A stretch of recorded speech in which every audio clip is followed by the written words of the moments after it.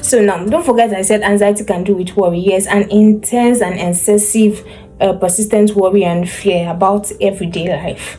And how can you notice an individual is actually anxious? When there is a fast heartbeat, here's the person's heartbeat, the person will be breathing fast, even sweating. There are some people, I can remember a certain situation. I was to do a presentation in during my internship program. I was to come out and do what is called it, a client care presentation, and I was really anxious. Like, I had a sweaty palm.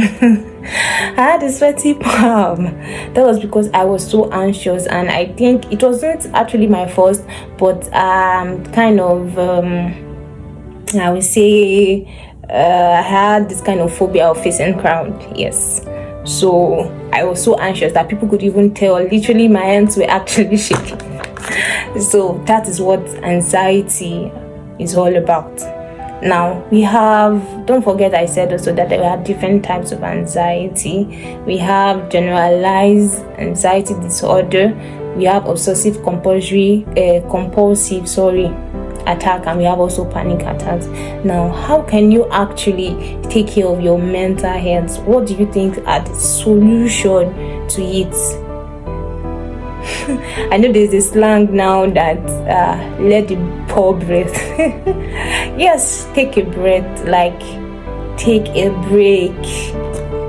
Like, you will actually need to come out from that environment. Like, you can go on a vacation. Just ensure you take a good meal, like a good diet. It will help you mentally, and also it will also help you to couple back, like readjust. So all these things, you also have to maintain a good physical exercise. If you're an individual that you don't like to exercise, well, please don't drink. Walking a long distance is also an exercise. You can decide that, okay, this morning I'm not going to take a bus from this bus stop to the next bus stop. Let me just trek. You can do that. You can listen to music. Just do things outside your normal, okay, what you do as your daily routine. Just do things outside it. It can help relieve stress and also help with your mental health. And also, one thing you need to do again is get enough sleep. Talk to other people. Like, create relationship with friends, with even people within and people outside. When you see that okay, this environment is toxic for you, you cannot cope, you can actually address people that are outside, and I'm sure you will surely get someone or that you'll be able to get along with, and it will actually help you. Let's not forget that the Bible also told us that we should not forsake the gathering of brethren. Okay, yes. So we should do what? Communicate with our community, like have this connect. Yes, I would say connect with our community. It will also help. And one thing I want us to know again is that we should not be afraid. Don't be afraid to share whatever you are passing through to people around.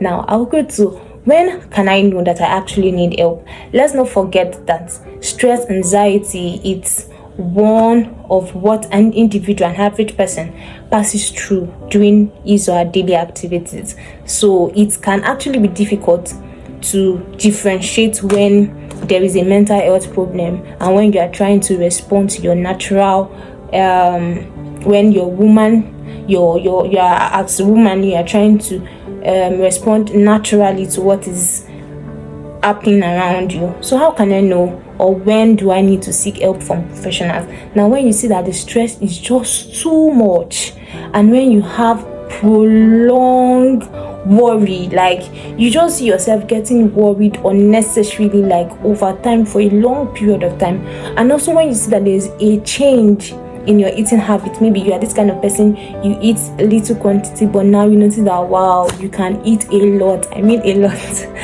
and you see that okay, I sleep from this time to this time, and all of a sudden there is a change. Yeah, you need to actually see what a professional. Or when you feel guilty about something that you have done for a very long time, and you feel you still feel this guilty, you still feel guilty about what you've done for a very long period of time, that you are unable to forgive yourself for it, please, you actually need to see a professional. And when you abuse substance a lot, you also need to see a professional for it.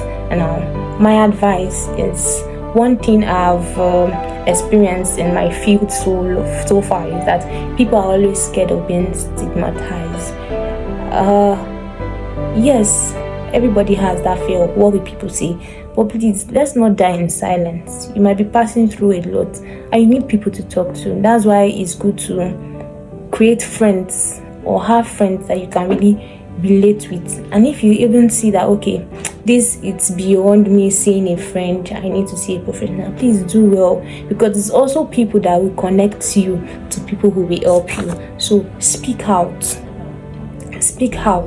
don't die in silence. Now, let's not forget the Bible also made us to understand that God is actually involved in our mental health. Like, He really wants us to be sound spiritually, physically, socially, in all spheres of life. That's why He said we should not be anxious for anything, but in thanksgiving let our requests be what? Made known unto God. So please try to do what? To allow God take up your burden.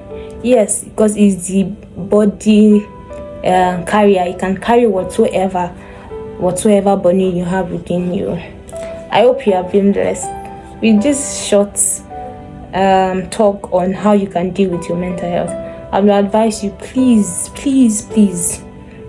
disassociate yourself from every toxic environment, toxic friends that will not help you achieve, or that will not help you to be mentally sane. Thank you very much. I remain your faithful friend, sister, Nurse Osatuyi Omolade. Thank you. Bye. Thanks for watching. I hope you enjoyed the video.